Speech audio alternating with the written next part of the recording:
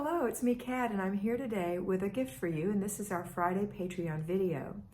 It is a video from one of our well over 600 videos that we have. I just take one from the back and send it out here for you to enjoy. It will still be relevant, of course. All the videos are relevant, and if you decide that you want to receive one every day, 5 days a week, all year long, then come sign up. Go to patreon.com and sign up. You have 3 tiers to choose from. The first one is $5 a month, and that gives you a video every single day, except Saturday and Sunday, but every single weekday, Monday through Friday, a fresh new one. If you go to the second tier, which is $25, that's a mentoring from me once a month, personally helping you through our system, and you get the videos, so that's pretty cool. And then the third video, the highest tier that I have right now, is $50 a month. And that's for those of you who are looking for a little bit more. You want 2 personal mentorings a month of 25 minutes, and then you want to be able to access the videos. So these are the 3 tiers in Patreon for you. I hope you enjoyed this video, and I hope to see you soon on Patreon. Hello, patrons. Today we're talking about how clutter encourages bad habits. Now, why do I say that? Well, because it's true. When your house is full of clutter, all you can do is shortcut. You can't establish a good habit. You're basically sorting and resorting the same stuff. You're rearranging your piles, if you're lucky. You're living out of piles, clothes piles, supply piles.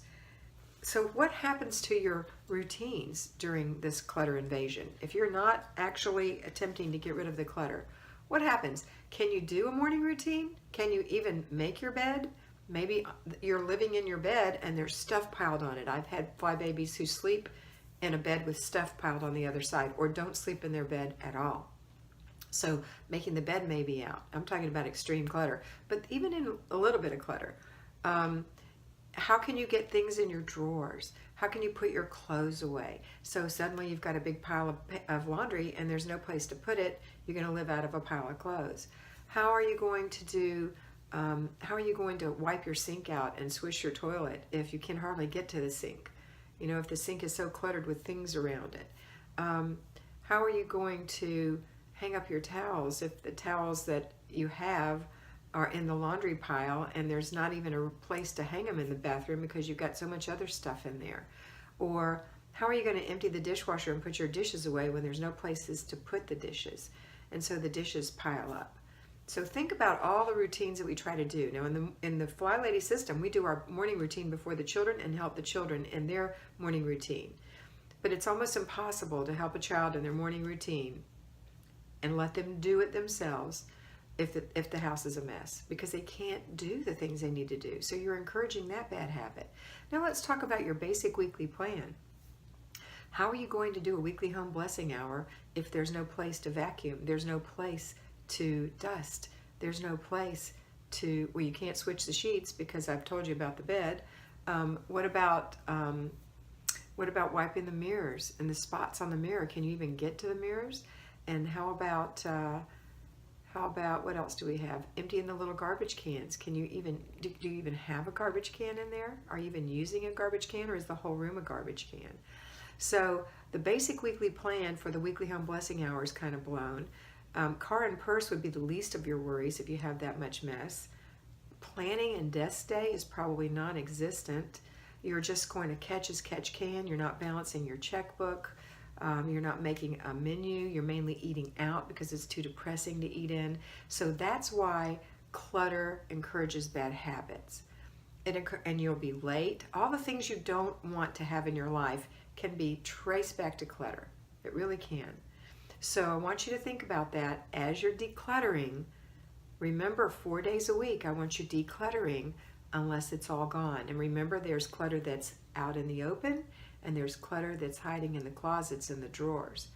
So we're going to be decluttering and keeping an eye on that room to keep the clutter from coming back, because we want to establish good habits in our life, and we want peace, and we want control, and that's not happening in a big cluttered house that you just can't get control of. Okay?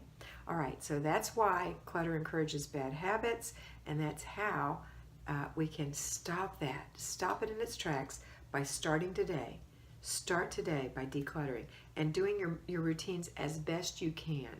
If you have junk all over your bed, place it on the floor. It's better on the floor than it is on the bed. Start somewhere. Have a clean bed. Clean out your sink. Remember in the beginning of FlyLady, the first thing we ask you to do is shine your sink. Even if you have dishes piled all around, we ask you to clear out the sink and shine your sink, because you have to have a touchstone, a place to go to that says, yes, I can do this because this is done. So you want that in every room. The kitchen sink, the bed in the bedroom, the dining room table, the coffee table or the couch. These areas you want clean, and start there, or cleared, not necessarily clean, but at least cleared of clutter, and then protecting these delicate areas from new clutter by your constant clutter, what do I call it? Clutter checks, sorry. Yeah, by clutter checks, by a constant clutter check. Well, not constant, but 3 times a day, at least 3 times a day, clutter checking these delicate areas, these vulnerable areas. All right, that's it for today, patrons. Tomorrow will be our last installment on what clutter does for you. And it doesn't do anything you like, I can tell you that. So I will talk to you tomorrow. Have a wonderful day, and always remember to count your blessings and to be beautiful, because you are beautiful.